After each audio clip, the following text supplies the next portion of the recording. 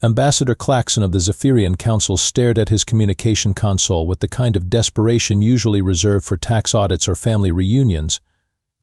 3 alien species were squabbling over mining rights to a moderately valuable asteroid, and frankly, he'd rather negotiate peace between caffeinated teenagers than deal with another round of "but our ancestors saw it first" arguments. The Gornoth claimed territorial rights through ancient combat rituals. The crystalline lumens insisted their light-based surveys established prior claim. The gaseous nebuloids argued that since they could actually inhabit the rock without environmental suits, possession was 9/10 of galactic law. It was the kind of circular logic that made Claxon's tentacles ache. "Fine," he muttered, pulling up Earth's diplomatic contact information. "Time to call in the professionals." Humans had developed quite a reputation for creative problem-solving. Their recent mediation success with the Centauri trade dispute had impressed everyone, even if their solution involved something called competitive hot dog eating contests. The important thing was that it worked. Claxon drafted his message carefully: "Honorable human government. The Zephyrian Council respectfully requests skilled negotiators to mediate a territorial dispute between 3 member species. Situation requires immediate diplomatic intervention. Please send your most experienced mediators." He hit send, satisfied with his diplomatic prose, and settled back to wait for a small shuttle carrying maybe 2 or 3 human diplomats. How hard could it be? What Claxon didn't know was that Earth's bureaucratic system made the Zephyrian Council's red tape look like a children's craft project. His message first bounced through the UN's Alien Relations Department, where Secretary Martinez added a note: "Urgent territorial crisis requires immediate intervention." Then it hit the State Department, where Deputy Assistant Undersecretary Johnson flagged it as potential hostile territorial expansion and forwarded it to Defense with a priority marker. The Pentagon's Alien Threat Assessment Division received a message reading: "Urgent territorial crisis. Hostile species. Requires immediate military intervention." Colonel Williams nearly choked on his coffee and immediately classified it as a code yellow situation. Meanwhile, a clerical error routed a copy to Henderson, Boyd Associates, where senior partner Victoria Sharp saw territorial dispute and immediate intervention and assumed someone was trying to steal her client's intellectual property. She'd seen this playbook before. By pure coincidence, the message also reached Captain Emma Torres aboard the USS Leviathan, where the communications officer had somehow interpreted diplomatic intervention as show of force required to prevent interstellar incident. 3 separate teams began mobilizing.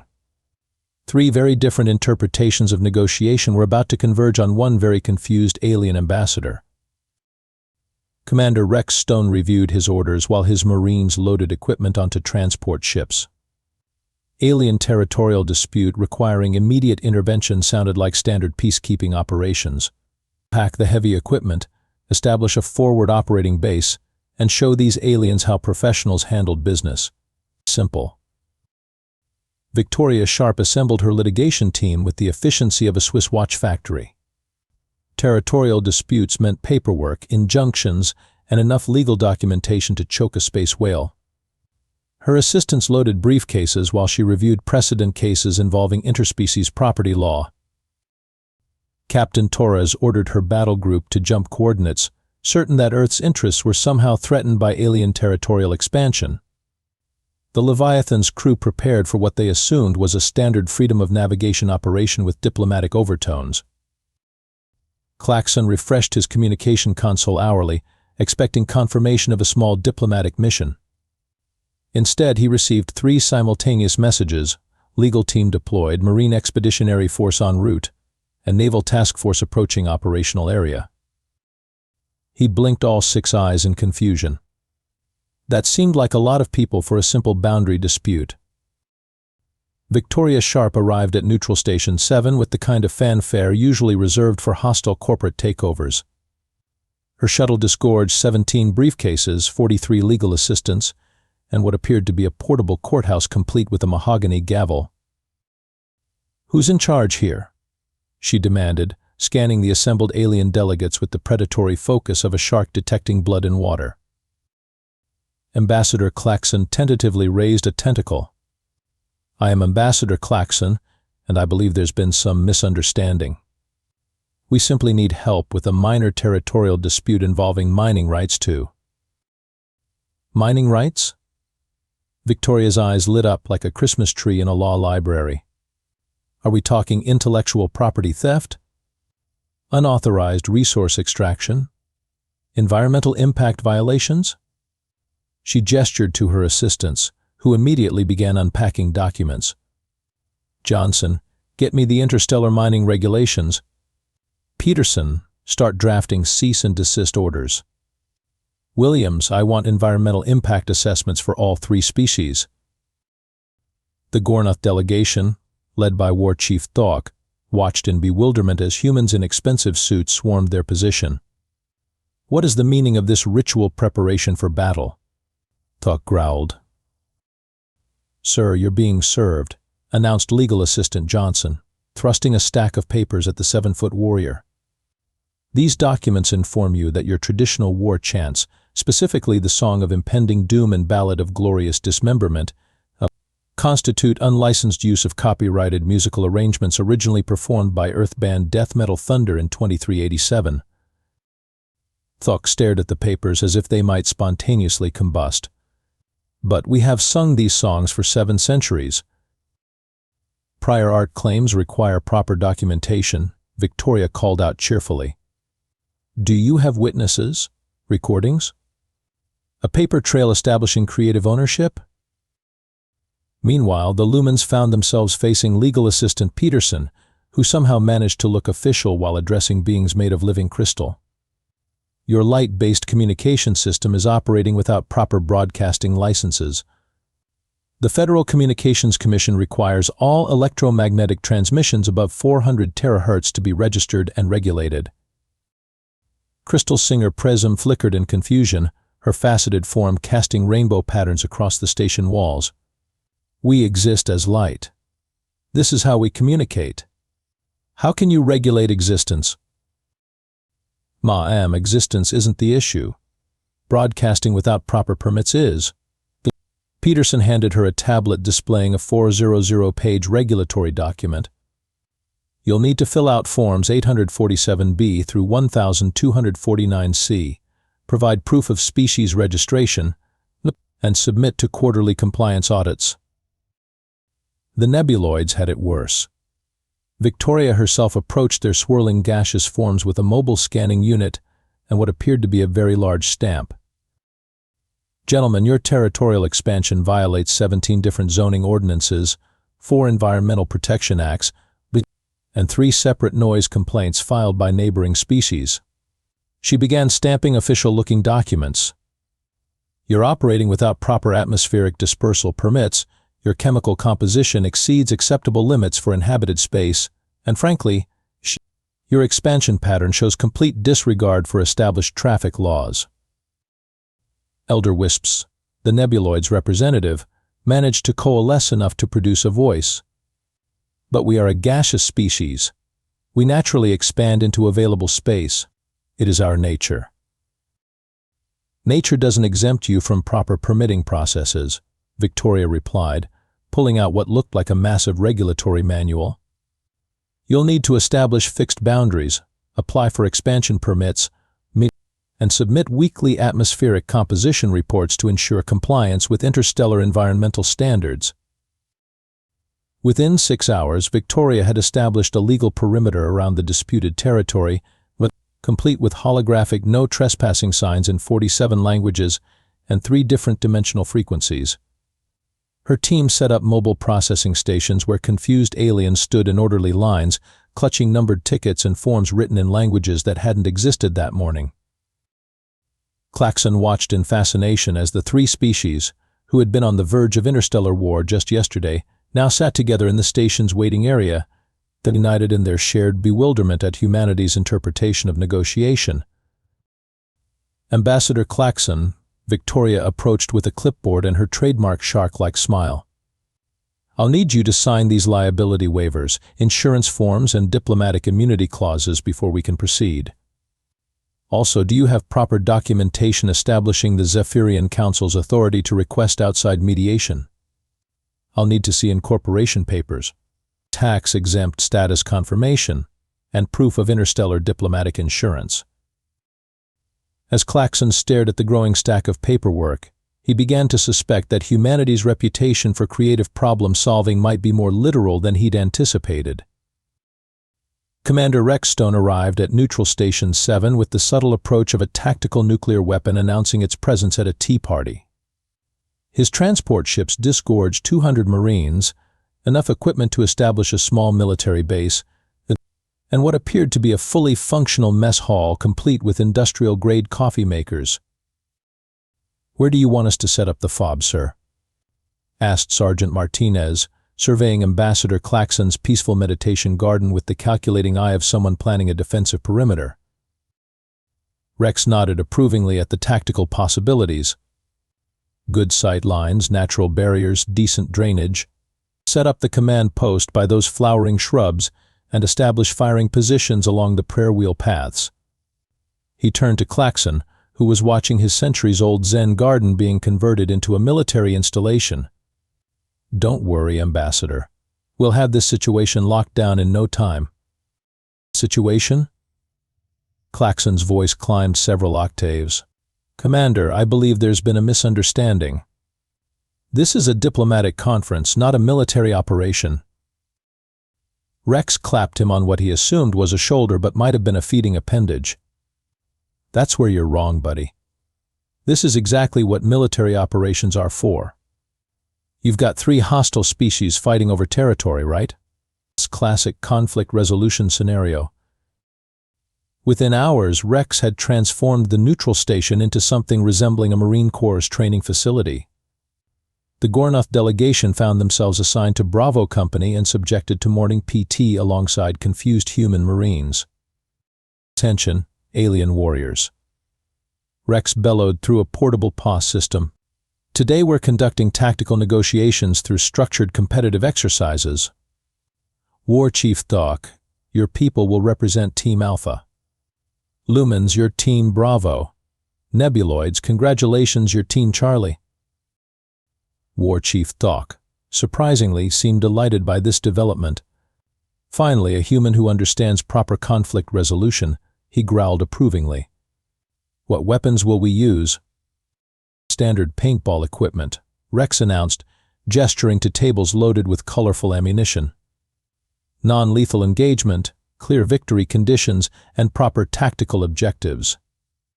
We're going to settle this territorial dispute the Marine way." The Gornoth warriors cheered. The lumens flickered nervously.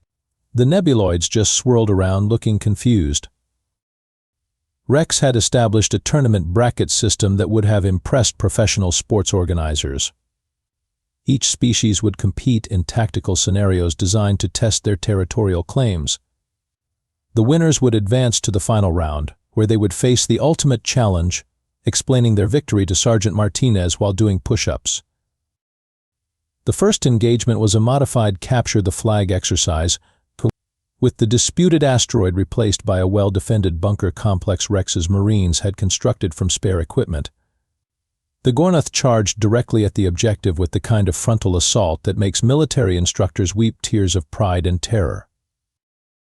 The lumens, being creatures of living light, discovered they could create dazzling strobe effects that completely blinded opponents. Their strategy involved tactical disco warfare, turning the battlefield into something resembling a particularly aggressive nightclub. The nebuloids had the advantage of being naturally gaseous, allowing them to seep through defensive positions like caffeinated fog. However, they kept getting confused by military radio protocols and accidentally reformed into question marks whenever someone used proper military terminology. "Outstanding tactical adaptation," Rex announced proudly as aliens covered in rainbow-colored paint staggered back to the debriefing area. Gornoth, excellent aggression and unit cohesion. Lumens, creative use of natural abilities for battlefield control. Nebuloids, your infiltration techniques need work, but your psychological warfare is top-notch. Nothing says we're here like reforming into your enemy's worst nightmare. By day 3, Rex had instituted military discipline that would have impressed drill sergeants across the galaxy. Morning calisthenics included all 3 alien species doing synchronized jumping jacks while Rex called cadence. The Gornoth loved it. The lumens flickered rhythmically. The nebuloids kept time by changing colors. Klaxon found himself assigned to KP duty, spending his mornings peeling vegetables alongside beings who had been trying to kill each other just a week earlier. It was during these sessions that he made a startling discovery: military efficiency was actually working. War Chief Thok mentioned while scrubbing pots, this human approach to conflict resolution has merit, clear objectives, measurable outcomes, and proper recognition for tactical superiority. Crystal Singer Prism flickered agreement while drying dishes. The structure is illuminating. Each engagement has defined parameters and victory conditions. Elder wisps coalesced into what might have been a nod while organizing silverware. Most refreshing change from endless diplomatic circular discussions. Rex's daily briefings had become the highlight of station life. Aliens who had spent centuries arguing over mining rights now competed enthusiastically for the coveted Most Improved Warrior Award and fought for the privilege of leading morning PT. The 3 species had begun bonding over shared complaints about Emma's, Rex's motivational speeches about embracing the suck, and the inexplicable human tradition of making everything into a competition with numerical scoring systems. Tomorrow we're conducting joint operations training, Rex announced to the assembled aliens. Each team will rotate through leadership positions while navigating obstacle courses designed to simulate actual mining operations. Winners get first choice of duty assignments and extra dessert rations. As Klaxon watched 3 previously hostile species planning coordinated tactical maneuvers while arguing over who got to carry the team flag, he began to understand that humanity's approach to problem-solving was unlike anything the galaxy had encountered. Captain Emma Torres brought the USS Leviathan into orbit around Neutral Station 7 with all the subtlety of a thunderstorm announcing its arrival at a library poetry reading. The nuclear-powered supercarrier cast shadows across 3 solar systems while her escort destroyers established what the Navy called defensive positions and that everyone else called extremely concerning. "Combat Air Patrol is established, Captain," reported Commander Singh from the Combat Information Center. "We've got constant coverage over the AO with F-35s rotating every 4 hours. Should I authorize supersonic flyovers for demonstration purposes?" Emma studied the tactical display showing the small neutral station surrounded by enough firepower to glass a medium-sized moon. "Negative on the supersonic demonstrations until we assess the situation. We don't want to accidentally trigger an interstellar incident." She paused. Yet, her first indication that the situation might be more complex than anticipated came when the station traffic controller's panicked transmission reached the bridge. "Unidentified human warship. You are in violation of neutral zone protocols and are causing severe disruption to local shipping lanes." "Station Control, this is Captain Torres, USS Leviathan. We're here to provide naval support for ongoing diplomatic negotiations. Request permission to establish a no-fly zone for security purposes." The pause that followed was long enough to brew coffee and contemplate life choices. "Captain Torres, this is Ambassador Klaxon. I think there may have been another misunderstanding. We're conducting peaceful mediation talks." "Understood, Ambassador. That's exactly why we're here." Emma gestured to her communications officer. "Establish a 20,000-kilometer security perimeter.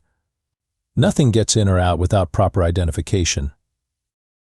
Within hours, Azores Emma had transformed the peaceful neutral zone into what her tactical officer cheerfully described as the most heavily defended diplomatic conference in galactic history. The Leviathan's cap flights were intercepting confused alien merchant vessels, her destroyers were conducting freedom of navigation operations every 4 hours, and her supply ships had established humanitarian aid stations distributing surplus military equipment to bewildered alien civilians. The 3 warring species found themselves receiving care packages containing military-grade emergency rations, folding shovels, and instructional pamphlets titled Basic Field Sanitation for Non-Human Species. "Captain, we've got a situation," reported Lieutenant Commander Park from the Flight Operations Center. "The CAP flights are reporting unusual contacts in Sector 7. Emma examined the sensor readings with growing concern. "What am I looking at?" "Sir, they appear to be space butterflies. Approximately 10,000 of them migrating through our operational area. The pilots are requesting instructions on how to proceed with potential hostile butterfly encounters." The flutterbee species migration had been occurring for thousands of years, a beautiful natural phenomenon where delicate crystalline creatures followed ancient stellar routes to their breeding grounds.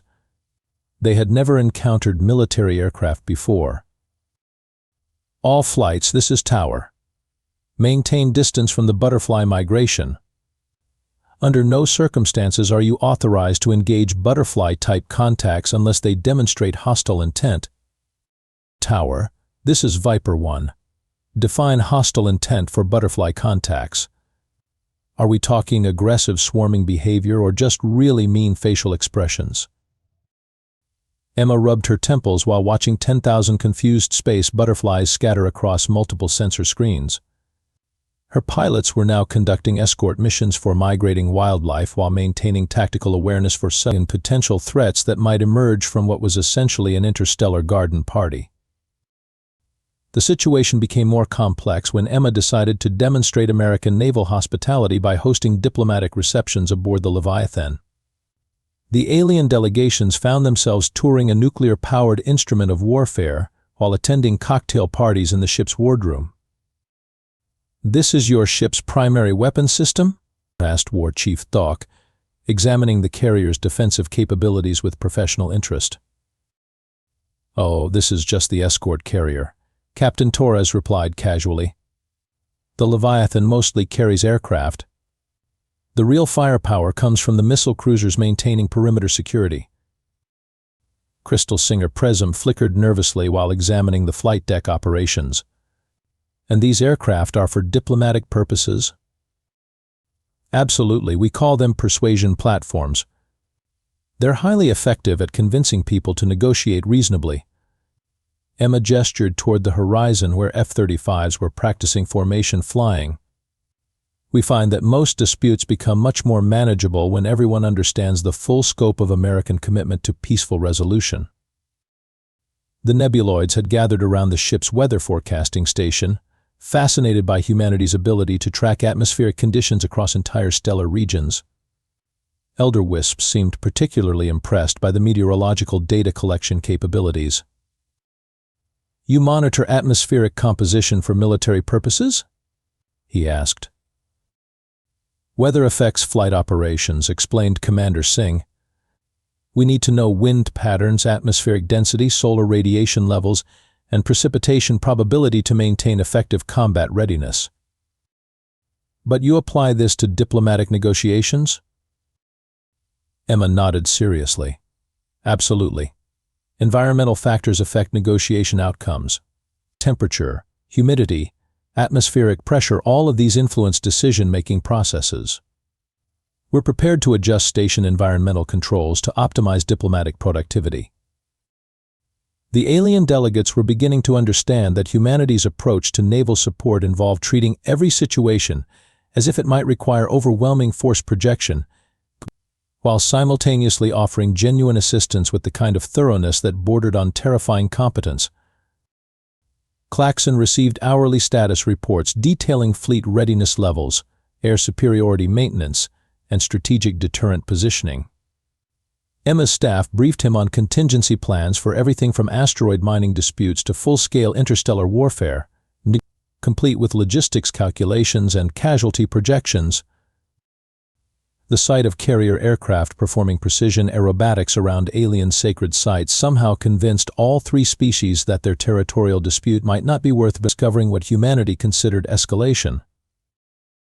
The moment Commander Rex Stone, Victoria Sharpie, and Del, and Tebez, Captain Emma Torres discovered they were all working the same crisis occurred during what historians would later record as the most accidentally intimidating staff meeting in Galactic diplomatic history. "So you're telling me," Rex said slowly, studying the legal documents Victoria had spread across his tactical planning table, "that you've legally incorporated the disputed territory as a limited liability company?" "Pending proper environmental impact assessments," Victoria confirmed, reviewing Emma's naval deployment charts. "And Captain Torres has designated it as a strategic resource requiring naval protection." Emma nodded, examining Rex's tactical assessments. "While Commander Stone has established a joint training facility with full military infrastructure." They looked at each other, then at Ambassador Claxon, who was sitting in the corner clutching what appeared to be a stress relief tentacle toy shaped like a small human bureaucrat. "Ambassador," Victoria said with the kind of smile usually reserved for opposing counsel who had just admitted fault in open court, "exactly how big was this territorial dispute?" Claxon's voice emerged as a barely audible whisper. "It was 1 asteroid. About the size of your Manhattan Island." The three species were arguing over mining rights. The silence that followed was broken only by the sound of marine equipment being unloaded in the background, legal printers generating contract amendments, and the distant roar of F-35s conducting routine patrols around what had been a minor diplomatic inconvenience. "Well," Rex said finally, "we're here now. Might as well do the job properly." What emerged from their coordination meeting was a bureaucratic military legal complex that would have impressed Machiavelli, terrified Sun Tzu, and given corporate lawyers stress-induced nightmares for generations. Victoria began drafting treaties with built-in military enforcement clauses while Rex provided security oversight for all legal proceedings. Emma offered to guarantee compliance with any negotiated agreements through what her staff euphemistically called naval engagement protocols. The alien species found themselves subjected to humanity's integrated approach to problem-solving, which apparently involved treating every situation as if it required simultaneous legal, military, and naval solutions. The Gornath delegation was assigned military liaisons who helped them understand that proper territorial claims required documentation, environmental impact assessments, and proof of insurance. War Chief Thok found himself attending depositions while wearing full combat gear and learning to use legal terminology in synchronized formation drills. "Objection, Your Honor." The Gornath warriors would shout in unison while practicing combat maneuvers. That testimony constitutes hearsay evidence. The Lumens discovered that their light-based communication system could be adapted for both legal documentation and military signaling purposes. Crystal Singer Prism learned to flash legal precedents in Morse code while directing tactical movements through choreographed light displays. The Nebuloids faced the ultimate bureaucratic challenge, being assigned permanent mailing addresses. Elder Wisp spent 3 days learning to maintain consistent molecular cohesion for identification photograph purposes, but a process that required both military discipline and legal witnesses. Meanwhile, the original asteroid had been surrounded by naval patrol craft, incorporated as a tri-species mining cooperative, and designated as a Marine Corps training facility specializing in interstellar conflict resolution. Claxon watched in fascination as the three species adapted to human organizational methods. The Gornath had established a Department of Warfare Administration. The Lumens created a Bureau of Illuminated Legal Affairs. The Nebuloids formed a Council of Atmospheric Regulatory Compliance. "This is not what I expected when I requested negotiators," Claxon mentioned to Rex during one of their daily briefings. "What did you expect?" Rex asked, genuinely curious. "Perhaps 2 or 3 diplomats with briefcases and the authority to mediate territorial disputes." Rex nodded thoughtfully. "Yeah, we don't really do small-scale responses. It's not efficient. If you're going to solve a problem, you might as well solve it permanently." Victoria overheard from her mobile legal office, which had somehow expanded to occupy an entire deck of the station. Plus, proper territorial dispute resolution requires comprehensive legal frameworks. You can't just draw lines on a map and hope for the best. Emma's voice crackled over the communication system from the Leviathan's bridge. and someone needs to provide security for the legal proceedings. Diplomatic negotiations require stable operational environments. The three species had stopped arguing about the asteroid entirely.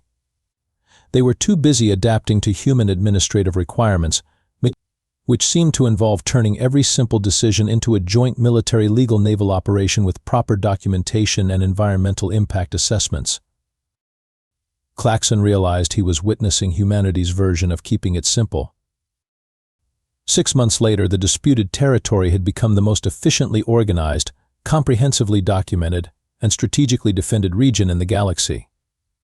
What had started as three species arguing over a moderately valuable asteroid had evolved into something that made the Geneva Convention look like a casual suggestion.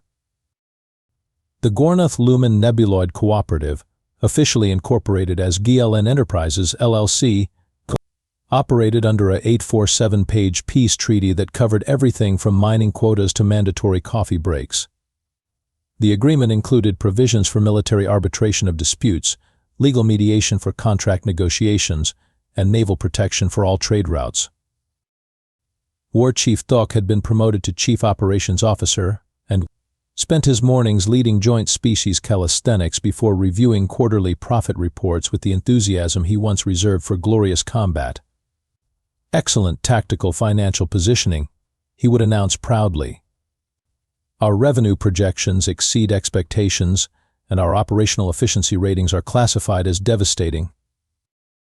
Crystal Singer Prism served as Legal Affairs Director, using her natural light-based communication abilities to maintain real-time documentation of all business transactions while simultaneously providing mood lighting for contract negotiations. Her business cards were literal works of art that could be read in 17 different languages and 3 electromagnetic frequencies.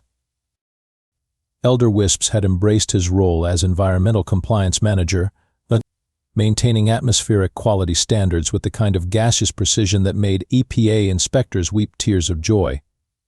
His quarterly reports were poetry.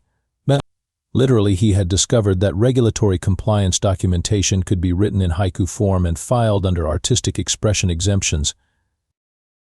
Ambassador Claxon had been promoted to Director of Human-Alien Relations, a position that required him to explain to other civilizations why requesting Earth's assistance needed to be done with the precision of diffusing a nuclear weapon while performing brain surgery. The key, he would tell confused alien diplomats, is understanding that humans don't have different responses to different problems. They have one response to all problems, and that response is yes, and here's how we're going to make it better than you thought possible. The Galactic Council had issued new diplomatic guidelines following what historians were already calling the human incident. The official advisory read, "When requesting assistance from Earth, be extremely specific about scope, scale, and desired outcomes. Humans interpret help with a small problem as completely revolutionize our entire civilization." Victoria Sharp had established the galaxy's first interstellar law school aboard Neutral Station 7, which had been expanded to accommodate students from 47 different species. Her curriculum included courses on aggressive mediation, tactical contract negotiation, and advanced paperwork as psychological warfare. Commander Rex Stone had founded the Diplomatic Corps Marine Division, specializing in what he called highly kinetic conflict resolution. His training programs were so popular that alien species had begun sending their young warriors to learn proper military discipline, structured problem-solving, and the apparently universal truth that shared misery builds character. Captain Emma Torres had been promoted to Admiral of the First Galactic Fleet, a position created specifically to manage humanity's tendency to provide more naval support than technically requested. Her fleet conducted freedom of navigation, patrols throughout disputed territories while offering humanitarian assistance that somehow always involved demonstrating overwhelming military capability. The original asteroid mining dispute had generated 3 separate trade agreements, a joint military training facility, and the galaxy's most comprehensive environmental protection standards. The mining operation itself had become secondary to the educational, legal, and military services that surrounded it. Other alien civilizations had begun quietly resolving their own disputes rather than risk asking humanity for assistance. The mere possibility of receiving comprehensive negotiation support was enough to motivate previously stubborn species toward rapid diplomatic solutions. "I don't understand it," complained Ambassador Zach The of the Regelian Trade Federation during a council meeting. "We've had border disputes with the Centauri for 3 centuries. But the moment someone suggested asking Earth for mediation, suddenly everyone's willing to compromise." "It's not fear," explained Ambassador Claxon. "It's recognition. Humans don't solve problems, they transform them into opportunities for improvement. If you ask them to help with a border dispute, you'll end up with a comprehensive trade alliance, joint infrastructure development, and a permanent human naval base ensuring regional stability." As Claxon filed his final report on the incident, he reflected on humanity's unique approach to diplomacy. They hadn't sent negotiators in any traditional sense. They had sent an entire civilization's approach to problem-solving, legal thoroughness, military efficiency, and naval presence that transformed every challenge into an opportunity for improvement. In the end, the 3 species had gotten exactly what they needed, even if it wasn't what they had originally wanted. The territorial dispute was resolved, but more importantly, they had gained partners in a comprehensive interstellar enterprise that none of them could have imagined. The last entry in Claxon's report read, "Recommendation for future human engagement requests: be absolutely certain you want your problems solved permanently. Humans don't offer temporary fixes. They offer complete civilizational upgrades with lifetime technical support." Across the galaxy, another alien ambassador began drafting a request to Earth for assistance with simple trade negotiations. He paused, considered the implications, and quietly filed the request under minor internal matter requiring no outside assistance. Some problems, he decided, were better left unsolved than solved the human way.